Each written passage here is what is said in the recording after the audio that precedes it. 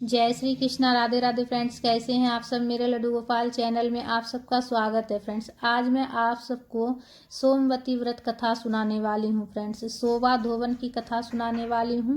तो एक साहूकार और एक साहूकारनी रहती है, उसके 7 बेटे रहते हैं और एक बेटी रहती है। सातों बेटों का विवाह हो चुका था और बेटी का विवाह नहीं होता है। तो एक ब्राह्मण है जो कि प्रतिदिन आता है उसके दरवाजे पर भिक्षा मांगने के लिए। तो जब उसकी सातों बहू, कोई भी सातों बहू में से कोई भी बहू अगर जाकर भिक्षा देती थी तो जो ब्राह्मण देवता रहते हैं वो आशीर्वाद देते हैं कि अपने पति के कांधे पर राज कर। और जब उसकी पुत्री जाती है उसे भिक्षा देने के लिए तब उन्हें आशीर्वाद देते हैं कि अपने भाइयों के कांधे पर राज कर। तो ऐसा आशीर्वाद प्रतिदिन, ऐसे ही आशीर्वाद जब बेटी जाती थी तो उनको ऐसा आशीर्वाद देते थे, और जब बहू देती थी तो उनको आशीर्वाद देते थे कि पति के कांधे पर राज कर। तब वो एक दिन अपनी माँ से बताती है कि माँ, ऐसी बात है कि जो ब्राह्मण देवता आते हैं भिक्षा मांगने के लिए, जब मैं देती हूँ तो मुझे बोलते हैं अपने भाइयों के कांधे पर राज कर, और जब भाभी भिक्षा देती है तो उन्हें बोलते हैं अपनी पति के कांधे पर राज कर, पति के ऊपर राज कर। तब जाके उसकी माँ को भी सोच में पड़ गई। तो उसकी माँ जो रहती, लड़की की माँ जो रहती साहूकारनी, वो ब्राह्मण देवता से पूछते हैं कि ऐसा क्यों भेदभाव किए हैं आपने, मतलब मेरी पुत्री को ऐसा आशीर्वाद दिए हैं कि भाइयों के कांधे पर राज कर, और मेरी बहुओं को ऐसा आशीर्वाद। तब जाके ब्राह्मण देवता बताते हैं कि तुम्हारी पुत्री का विवाह होते ही इसके पति खत्म हो जाएंगे, तो इसीलिए से मैं ऐसा आशीर्वाद देता हूँ, ऐसा बोलता हूँ। और तुम्हारे बहू जो है वो सदा सौभाग्यवती रहेगी। तो फिर जाके जो साहूकारनी रहती है वो ब्राह्मण देवता से पूछते हैं कि इसका कोई उपाय बताइए। तो वो बोलते हैं, ब्राह्मण देवता जो रहते हैं वो बोलते हैं कि 7 समुंदर पार जो है ना एक शोभा धोवन है। शोभा धोवन जब इसको अपना सुहाग देगी तभी इसका सुहाग बचेगा। जब वो आकर जो है ना संकल्प लेकर इनके पति को जल पिलाएगी और आशीर्वाद देगी, तभी जाके इसका पति जीवित होगा, तभी ये अखंड सौभाग्यवती का आशीर्वाद इसको मिलेगा। तो फिर जाके साहूकारनी जो रहती है अपने सातों बेटा को बोलती है कि अपनी बहन को लेकर जाओ, शोभा धोवन के पास लेकर जाओ। तो सातों बेटों में से तो 6 बेटों ने मना कर दिया जाने से। एक बेटा जो छोटा वाला बेटा रहता है वो बोलता है मैं अपनी बहन को लेकर जाऊंगा। तो दोनों भाई बहन निकल पड़े शोभा धोवन को ढूंढने के लिए, उसका गांव जाने के लिए। तो रास्ते में जो है ना जंगल पड़ता है, तो रास्ते में वो रात हो जाता है, शाम होने वाला रहता है। तो वो एक पेड़ के नीचे बैठ जाते हैं दोनों भाई बहन, और उस पेड़ के ऊपर जो है ना 2 हंस का बच्चा का घोंसला रहता है। छोटे छोटे बच्चे रहते हैं, हंस का बच्चा का घोंसला रहता है। उसके बाद दोनों भाई बहन देखते हैं कि एक सांप आता है, और सांप जो है ना उसे, जो मतलब घोंसला में जो बैठे रहते हैं बच्चे सब, उसे खाने के लिए जाने लगता है। तभी जो है ना उसकी भाई बहन दोनों मिलकर क्या करता है, एक छोटा सा डंडा लेता है और सांप को मार देता है। उसके बाद सांप मर जाता है और उसके बच्चे की, जो हंस रहता है उसके बच्चे की रक्षा करती है दोनों भाई बहन मिलकर। उसके बाद जो है ना हंस और हंसनी जब शाम होता है, जब आती है रात्रि में, तो देखती है कि पेड़ के ऊपर जो है ना खून लगा हुआ है।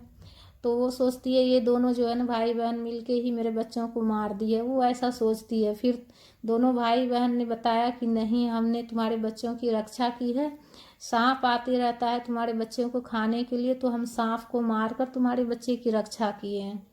तो जो हंस और हंसनी रहती है वो बहुत ज़्यादा प्रसन्न हो जाते हैं साहूकार की जो बेटा बेटी रहते हैं दोनों को ऊपर।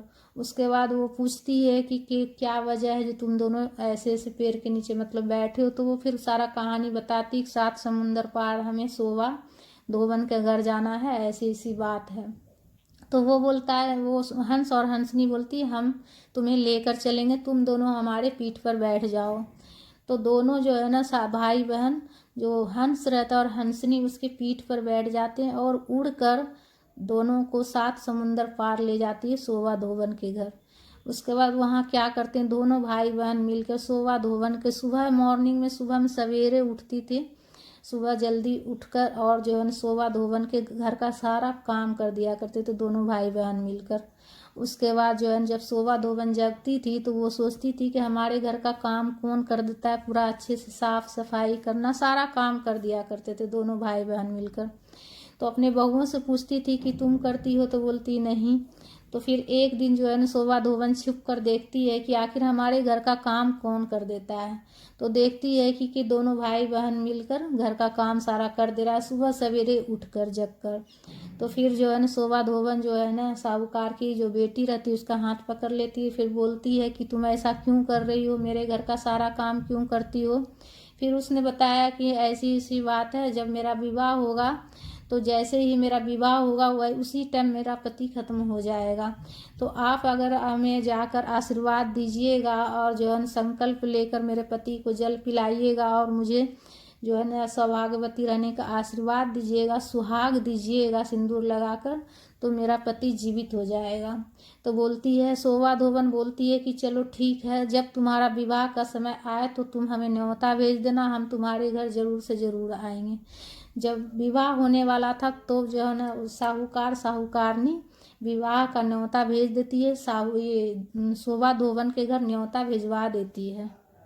जो शोभा धोबन रहती है वो साहूकार की बेटी के शादी में आती है, और जैसे ही शादी होता है, साहूकार की बेटी का विवाह होता है, वैसे ही तुरंत एक सांप आकर साहूकार के जो दामाद रहते हैं और साहूकार की जो बेटी का जो पति रहता है उसको तुरंत डस लेता है, काट लेता है, और वो तुरंत वहीं पर खत्म हो जाता है सांप के काटते ही।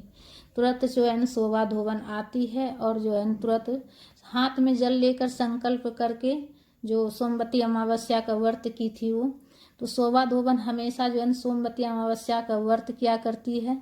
तो उसने एक व्रत के संकल्प लेकर तुरंत उसके पति को जल जैसे ही पिलाती है उसका पति तुरंत जीवित हो जाता है। और शोभा धोबन जो रहती है तुरंत साहूकार की जो पुत्री रहती है उसे सुहाग देती है, सिंदूर लगाती है।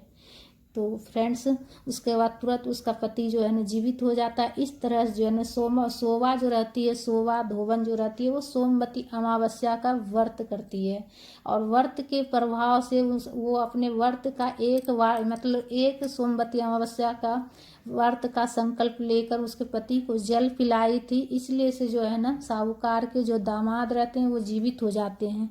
तो पति की लंबी आयु के लिए सोमवती अमावस्या का व्रत किया जाता है फ्रेंड्स, सोमवती अमावस्या का।